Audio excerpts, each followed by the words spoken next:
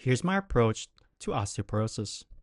Imagine a patient, a 72-year-old female named Mrs. Alvarez, who walks into your clinic for a routine checkup. She is relatively active, loves gardening, and takes care of her grandchildren. But today, she mentions something that catches your attention. She claims that she tripped on the sidewalk last week and landed on her wrist. It hurt for a few days, but she brushed it off. No big deal, right? Well, maybe, but except it could be a big deal. Because what if the next time it's not her wrist?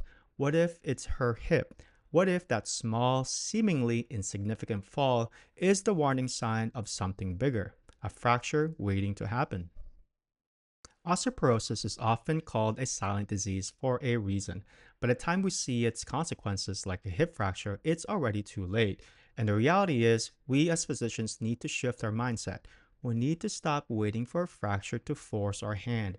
We need to start thinking about osteoporosis the way we think about cardiovascular disease. We don't wait for a heart attack to start a statin, so why wait for a fracture to assess bone health? Osteoporosis is characterized by low bone mass, microarchitectural disruption, and increased fragility. It occurs due to an imbalance between bone resorption by osteoclast and bone formation by osteoblast, often exacerbated by hormonal changes, nutritional deficiencies, and aging. Why should we focus on osteoporosis in clinical practice? Well, osteoporosis is common. It carries a high mortality rate and morbidity, and treatment improves not only bone mineral density, but also reduce fracture risk. Who should be screened for osteoporosis? Order a DEXA scan in all postmenopausal female over the age of 65 years old. Or order a DEXA scan in females younger than 65 years old if they also have clinical risk factors for osteoporotic fracture. Females younger than 65 years old who are postmenopausal should undergo an osteoporosis risk assessment, including an evaluation of clinical risk factors and fracture risk assessment to determine the need for a DEXA scan. The most used assessment tool is called the Fracture Risk Assessment Tool, or simply called FRAX score.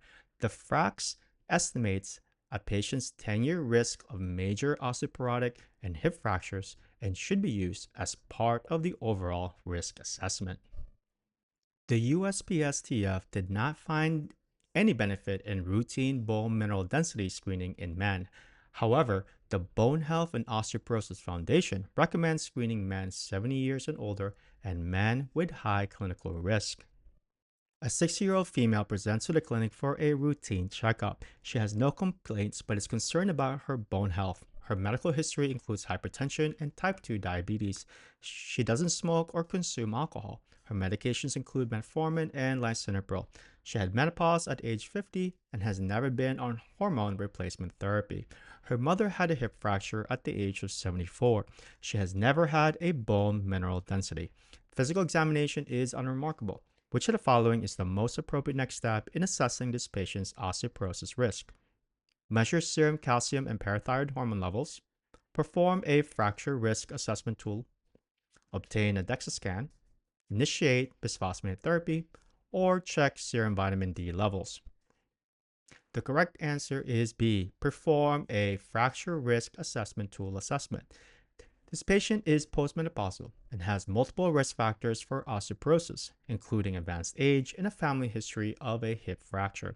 The FRAX tool estimates the 10-year probability of major osteoporotic fractures and hip fractures based on clinical risk factors with or without a bone mineral density measurement. It is recommended for postmenopausal female and men over the age of 50 years old to determine whether a DEXA scan or treatment is necessary. Glucocorticoids are a well-established cause of accelerated bone mass and increased fracture risk, with the greatest impact occurring early in treatment. The risk is dose-dependent and duration-dependent, with older age, higher doses, and prolonged use further compounding the likelihood of osteoporosis. For patients on long-term glucocorticoid therapy, the American College of Rheumatology provides guidelines for osteoporosis screening and management. Patients taking prednisone or equivalent to at least 2.5 milligrams per day for at least 3 months are considered at risk for glucocorticoid-induced osteoporosis. These patients should be evaluated for osteoporosis even if they don't meet traditional screening criteria. Specifically, bone mineral density testing is recommended as soon as possible or within 6 months of starting long term glucocorticoid therapy in adults aged 40 years and older and adults younger than 40 years with risk factors for osteoporosis or a history of fragility fractures. Osteopenia, also called low bone mass, is a condition characterized by low bone mineral density that is not severe enough to be classified as osteoporosis but still indicates reduced bone strength. It is diagnosed using a DEXA scan with a T score between negative 1.0 and negative 2.5. Osteoporosis can be diagnosed by bone mineral density testing or clinically. Without secondary causes of low bone mineral density, osteoporosis is diagnosed when the femur neck, total hip, or composite two or more diagnostic vertebrae lumbar spine T score is negative 2.5 or less, as defined by the World Health Organization. If hip or spine cannot be accurately measured by the bone mineral density, DEXA of the distal third of the radius can be used. The clinical diagnosis of osteoporosis is based on the presence of fragility fracture, especially hip or vertebral compression fracture. Or osteoporosis can also be diagnosed in patients with high risk of fracture based on FRAX score of at least 20% risk of any fracture or at least 3% risk of hip fracture over the 10 years. So, what is a fragility fracture? A fragility fracture is a fracture that occurs with minor trauma, such as a ground level fall.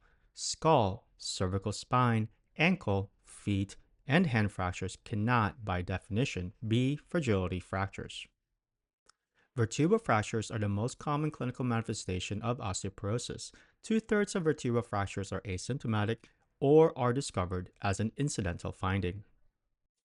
A 68-year-old woman presents to the ED after falling at home from a standing height. X-ray confirms a displaced femoral neck fracture. She undergoes successful surgical repair of the fracture. Which of the following is the most appropriate next step to reduce the risk of future fractures? Calcium carbonate and vitamin D supplementation, bisphosphonate therapy, order a DEXA scan, raloxifene therapy, or physical therapy alone. The correct answer is B, bisphosphonate therapy. This patient's presentation is consistent with a fragility hip fracture, which is a strong indication of underlying osteoporosis. Bisphosphonates like alendronate are first-line therapy for postmenopausal osteoporosis and work by inhibiting osteoclast-mediated bone resorption, thereby reducing the risk of future fractures. These medications should be initiated about 2 weeks after a fracture.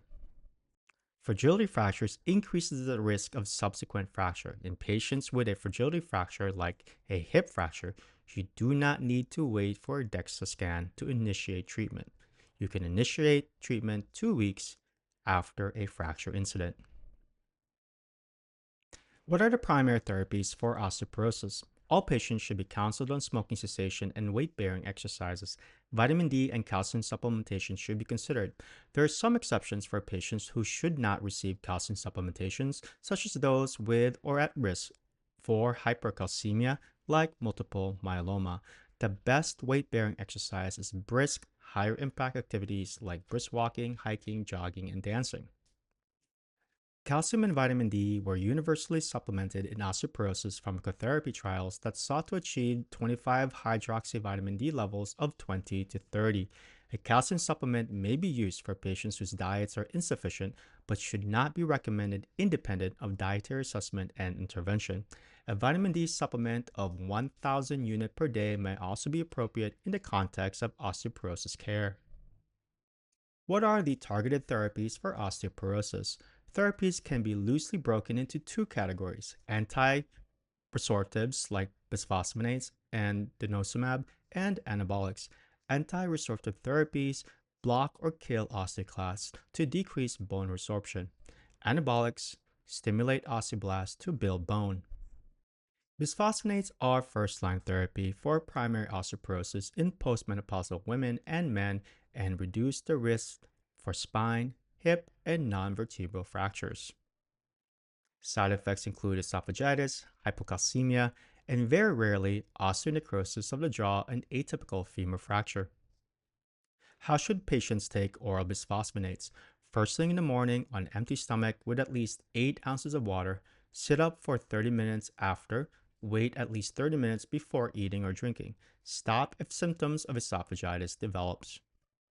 Who might need an IV bisphosphonates? Patients with esophageal disorders, GI intolerance of oral bisphosphonates, Roux-en-Y, gastric bypass history, patients who cannot sit upright after taking oral medications.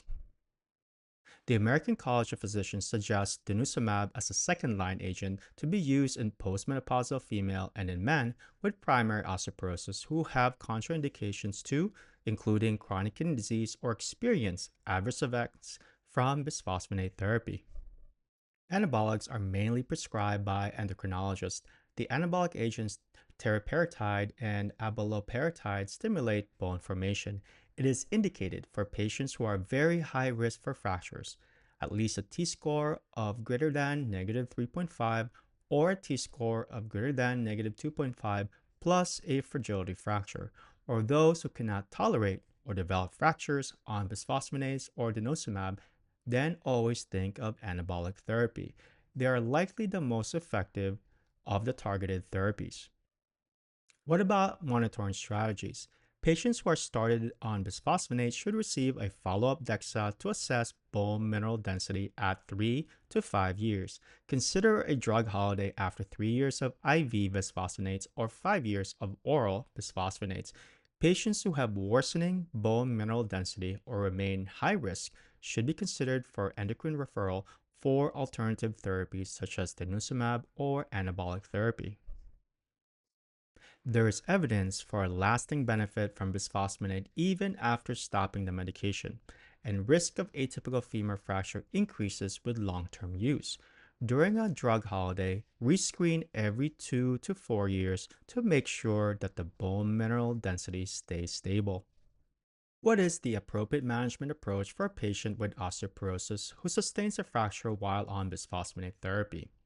An incident fracture during bisphosphonate therapy for osteoporosis does not necessarily indicate treatment failure or the need to change therapy.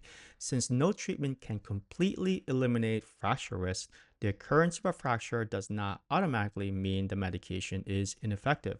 In many cases, the most appropriate course of action is to continue bisphosphonate therapy as it remains beneficial in reducing overall fracture risk. Now here's some rapid fire.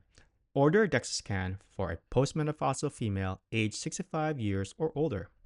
Osteoporosis is diagnosed based on a DEXA scan showing at least a T-score of less than or equal to -2.5, or clinically if the patient has a fragility fracture or minimal trauma fracture, particularly of the hip or spine, regardless of bone density. It can also be diagnosed if the FRAX score indicates at least 20% risk of any fracture or at least 3% risk of hip fracture over 10 years.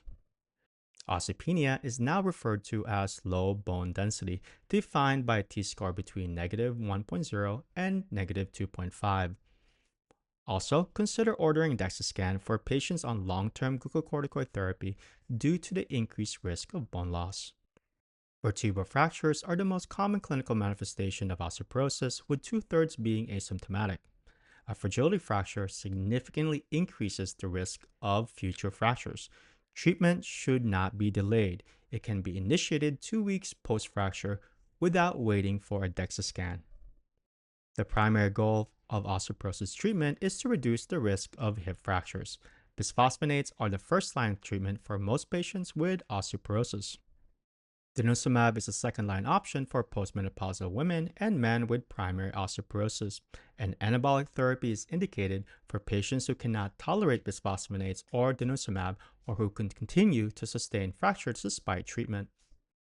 Bone mineral density testing can be repeated 5 years after initiating treatment unless earlier assessment is clinically indicated. Thank you, and that's my approach to osteoporosis.